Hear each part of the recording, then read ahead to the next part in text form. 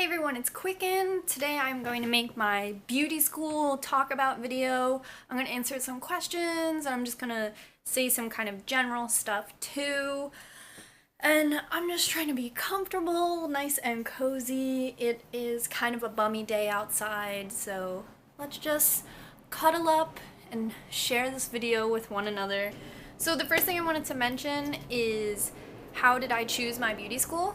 So I go to an Aveda Institute, and Aveda is all cruelty-free products. So that helped me decide because it's all plant-based, it's all cruelty-free, and that's something that I really was into.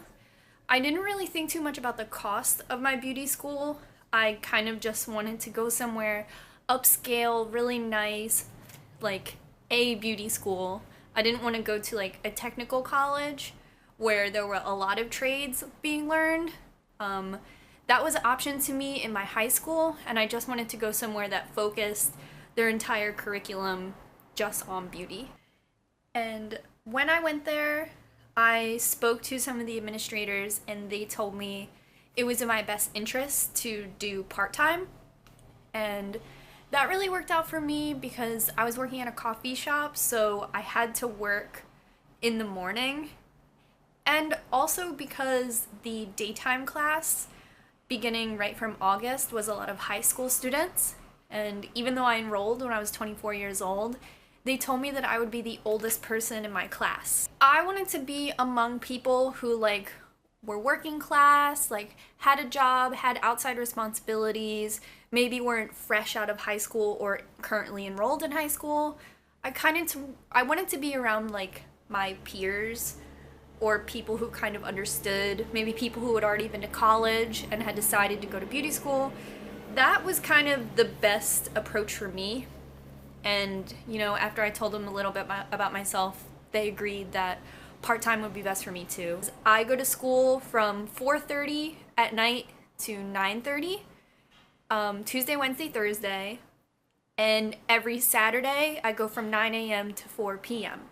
I don't know what everyone else's definition of part-time is, but I feel like I'm there all the time. The women I go to school with, they all have jobs, second jobs. A lot of them already have degrees, and they are working to also get their beauty license. There's one girl in my class who she goes to college during the day, and then she goes to beauty school at night, and she's getting her degree in criminal justice, and she's also getting her beauty license. There's also a girl in my class who works with behavioral health patients. She went to school to do that. There's another girl in my class who works, I believe, at a law firm. She also went to school to do that. There are a lot of different women in my school who went to college and graduated for their degree and have decided to come back to beauty school. My parents want me to go to college. How can I convince them that I really want to go to beauty school? And I can tell you that our class is probably 50-50 people who went to college and graduated and decided to continue their path in beauty school, or people who dropped out of college to go to beauty school, which is me. How did I make that decision? I was going to school to get my communications major. I had gone to a couple different schools to find my fit and was becoming more and more discouraged by the amount of people telling me how difficult it would be for me to find a job, the amount of people telling me that if I wanted to work in communications, I would just be as likely to get a job without a degree, things like that. So it was becoming overwhelmingly obvious that it was going to be a challenge for me to find something in my career path. And I was becoming more and more interested in learning a trade. I really wanted to learn how to do something with my hands. I mean, I've been influenced through my entire life by my tattoo artists who own their craft, and by John, who is a carpenter, who became a carpenter's apprentice when he was 16 and then became a carpenter later in his life. And all of those things were so inspiring to me, and I kept thinking I want something that I can do with my hands that I know how to do. And I've always been interested in outside aesthetic, beauty, hair, tattoos, and I think that I love the transformation of beauty. I love how people can change their body, whether it's stage makeup or beauty makeup or anything. So it just became obvious to me what I wanted to do, and that's how I decided that I wanted to go to beauty school. So my school itself cost $18,000 to go to, but just because it is a trade school doesn't mean that you might not necessarily qualify for financial aid. I filled out everything for financial aid and I qualified. I did qualify for financial aid to help me with beauty school, and then everything that financial aid didn't cover, I did qualify for a subsidized loan. So there's all that. However, when I bought my kit, and I do have a video, I'll list it down below, of me opening my kit. The kit that I was required to buy was not covered at all by my financial aid. I had to go there and physically pay for it. My kit that I purchased for my class last year cost $1,000, and you had to either pay by cash or card. You could not pay any other way. And that, I know the class that just started at my school, their kit was $1,500. So there is, I guess, an increase in every year. And as I started taking clients, I was allowed to switch things out of my kit for things that I had bought professional grade. My school does have a rule that everything you buy has to fit into some certain thing, like all of your equipment has to be black. So if you decide to buy a new blow dryer, flat iron, things like that, it has to be black. And then all of our brushes have to be all natural boar bristle brush.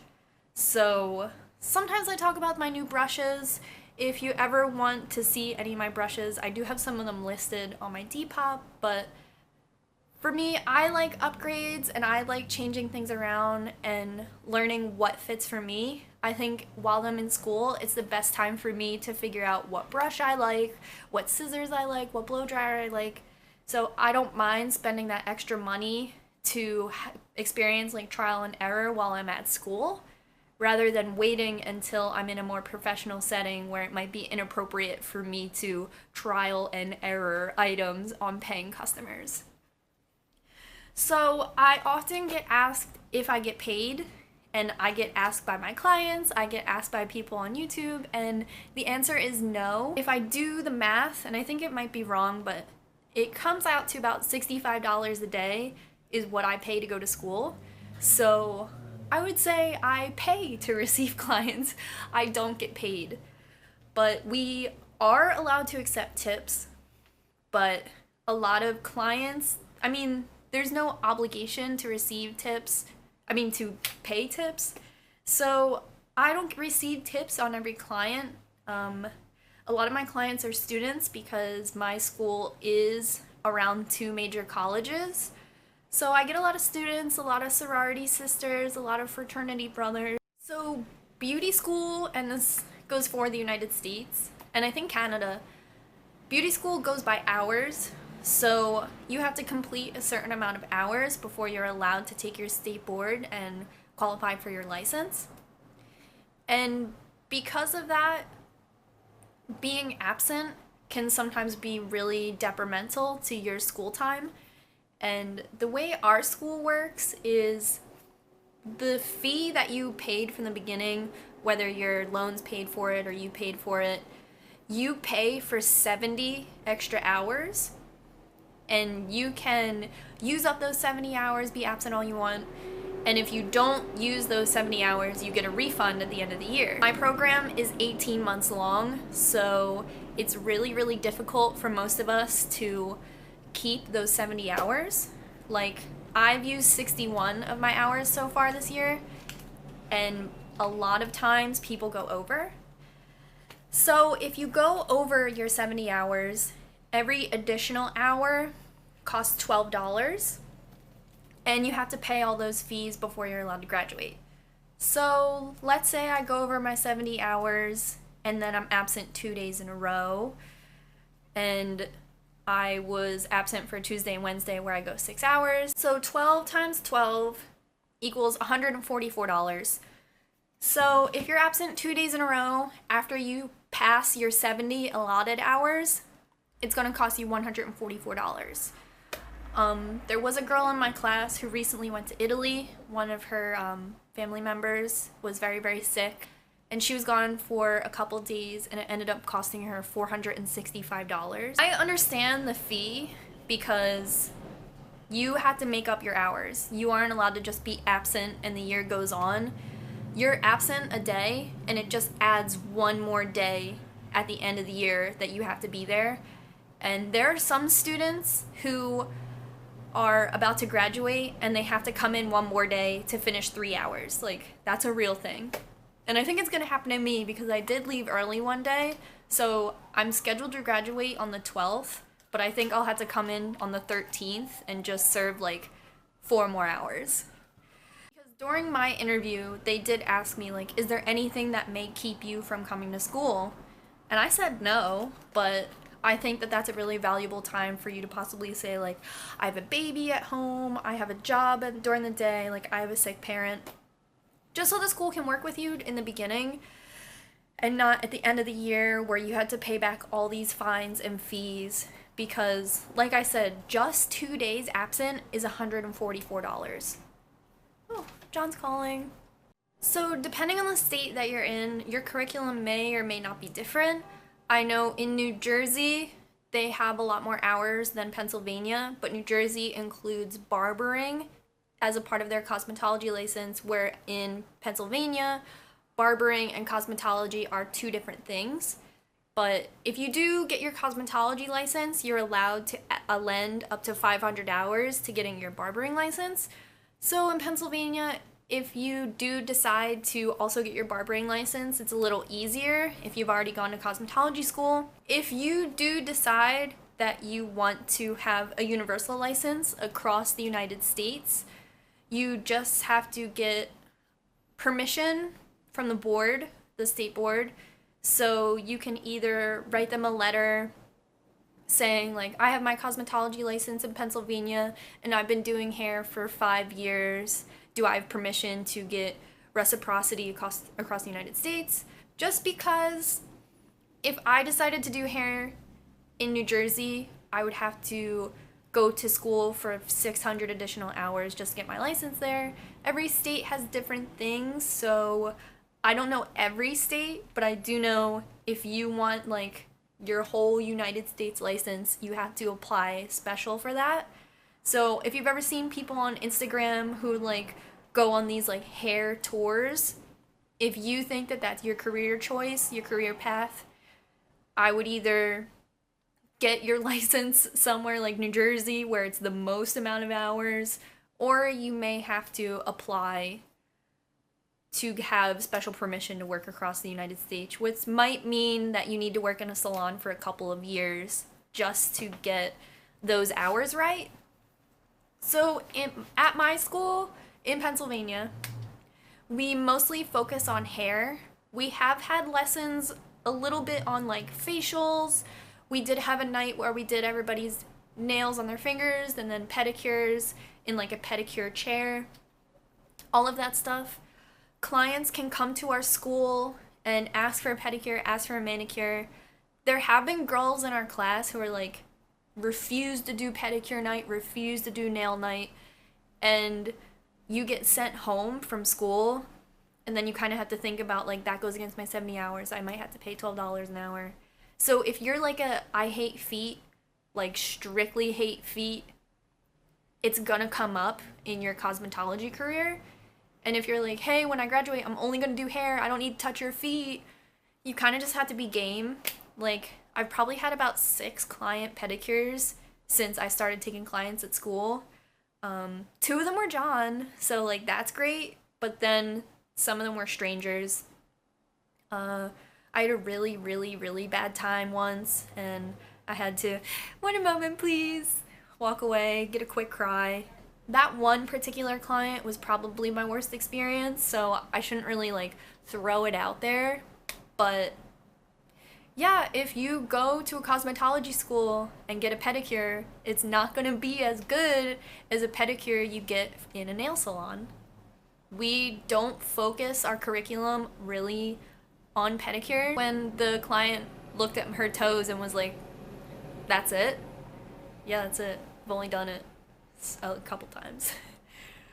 But if you decide that nail nail technology is your career path, after you graduate, my school offers a 2-week course to get your nail technician certification, and they do like acrylics and all that stuff. But basically at my school, it's just like a glorified like sleepover kind of pedicure. And I'm at the part of school where there isn't a lot of classroom study. It's mostly all clients.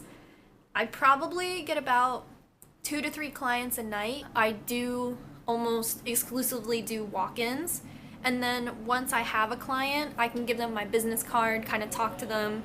I like to say like, oh, now that we've perfected your haircut, you can come in and sit with me next time. And I give them my card, and that's kind of how I build clients. I do put it out there on my Instagram for my friends to come in. And I have probably like 5 regular friends who come in for services, and they're super cool. Love you guys. And then John gets his haircut there like semi-regularly. He's kind of like hard to groom, so I don't expect him to come often, but it's always great when he does. Everybody loves him. There was a period of time in my class, the first like 4 months, where we were primarily in the classroom.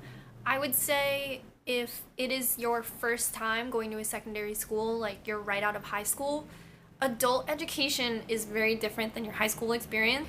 Teachers are not going to bug you about homework assignments, projects that you didn't turn in, and at first it might feel like you're getting away with it, like, oh, she didn't even ask to collect our papers. But you'll find out really quickly that your grade is dropping, and you can be put on academic probation. I know our school does academic probation, and we have attendance probation and then financial probation. And those are all things that you can get suspended from school for. So I would say you need to be a kind of person who self-motivates. Maybe tell your teacher, hey, I just got out of high school, like, can you keep an eye on me? I've never experienced like adult education before. But for me, I've been to every freaking college, so it was really easy for me to transition into this, but it was also difficult at times because you are put into a classroom with like a very mixed group. So there were students who like were right out of high school, calling out, never raising their hand, and then there's me in the front like, keep yourself motivated, keep yourself on top of things.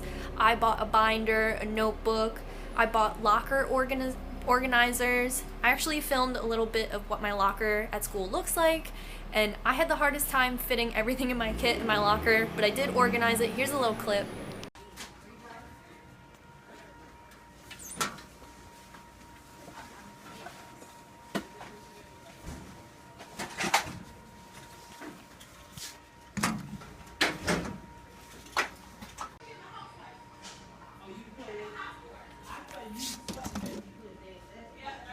A lot of people ask me what my first client was like, and so my school, the way it was set up, once you hit, I think it was 300 hours, you were allowed to bring in your live models, which were clients that you had to have some sort of relationship to, whether it be like coworker, grandma, neighbor, best friend. They had to be someone that you knew and you could verify how you knew them. So I brought in John and 2 of my coworkers, and I performed like 2 services on John. I gave him my first men's cut, I gave him a dandruff treatment, and then I did color on one of my coworkers and like a cut and blow dry. And after I fulfilled all of those requirements, I was able to work on strangers or like paying clients. Every client comes in and signs a waiver saying that they know that they are being worked on by students. Yeah, my first client was a pixie cut, and it was really cool, really exciting. Everyone in my class was like, yeah, girl, you did it. And it was great, and I was like it was really helpful to me that I could work on my live models, like work on John and stuff first. But working on real people, now it's a breeze, now it's great. Some advice I would give to everybody though is everyone's given like their mannequins. If you have to do weekly assignments like me, just cut a little bit of your mannequin off the whole, like as you go. I was given 4 mannequins at the beginning of the year, and one I turned into a boy, so now I only have 3 left, and I still have like 4 months and 2 more finals to go, so I'm just cutting a little bit off my mannequin at a time. And if there's a haircut I really want to learn, I really want to perfect, I can kind of talk my clients into it. I mean, I really like cutting with the razor. In Pennsylvania, you're allowed to use the razor with a guard.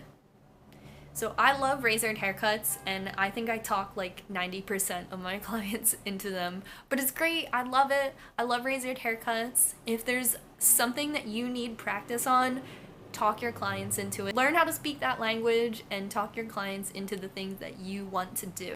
I got a question that was, hi, I have a really hard time fitting in with the rest of my classmates in beauty school, and if I had any advice for them.